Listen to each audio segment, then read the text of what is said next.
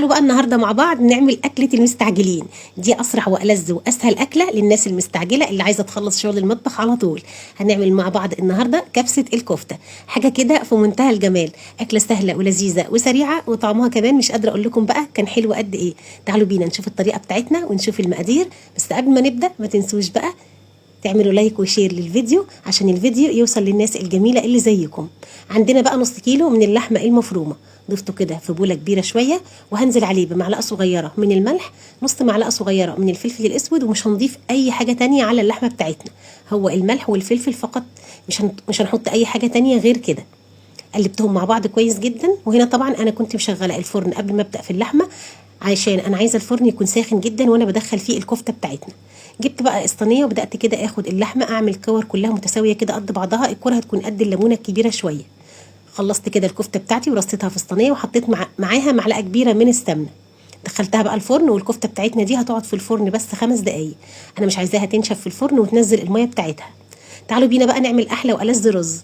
عندنا بقى حله كبيره على النار كده، هنضيف فيها معلقتين من السمنه، هنزل كده ببصله كبيره مبشوره، وهنزل كمان بمعلقه صغيره من الثوم المفروم، نص معلقه صغيره من الفلفل الاسود، واهم حاجه بقى اللي بتدي طعم حلو للرز ده مكعب مرقه لحمه. قلبتهم مع بعض كده كويس جدا، وهنا بقى الريحه مش قادره اقول لكم حلوه قد ايه. ضفنا هنا كمان نص معلقه صغيره من السبع بهارات، بتودي الطعم في حته تانية خالص.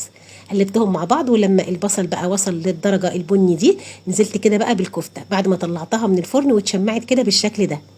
قلبت كده الكفته كويس مع البصل والثوم بقى والتوابل، حلوه جدا. هقلبهم مع بعض شويه، وكنت بقى مجهزه 3 كوبايات من الرز غسلاهم ومصفياهم من الميه كويس. هنزل كده بالرز بتاعي على الكفته، هقلب فيها كويس جدا كده زي ما احنا شايفين. وهنا بقى يا جماعه الريحه حلوه جدا بجد، اكله سهله ولذيذه وتنفع بقى اي حد مستعجل وعايز يخلص الاكل على طول. ضفت بقى كمان الميه المغليه على الرز، وهظبط بقى كده الميه كويس، وهظبط كمان الملح. وخدوا بالكم وانتوا بتحطوا الملح علشان احنا حاطين مرقه دجاج، ومرقه الدجاج بيبقى فيها نسبه من الملح، فخدوا بالكم شويه وانتوا كده بتحطوا الملح، دوقوا يعني الميه بتاعه الرز. خلاص كده ظبطنا الميه وظبطنا الملح بتاعنا. هنبدا بقى نغطي الحله بتاعتنا دي ونسيبها كده تغلي على نار عاليه الاول عشان الرز كده يشرب الميه بتاعته. هنا خلاص الرز كان شرب الميه بتاعته كده بالشكل ده. هنقلب فيه كده تقلبتين ونسيبه بقى كده على نار هاديه خالص لحد ما الرز بتاعنا يستوي تماما. شايفين حلو جدا.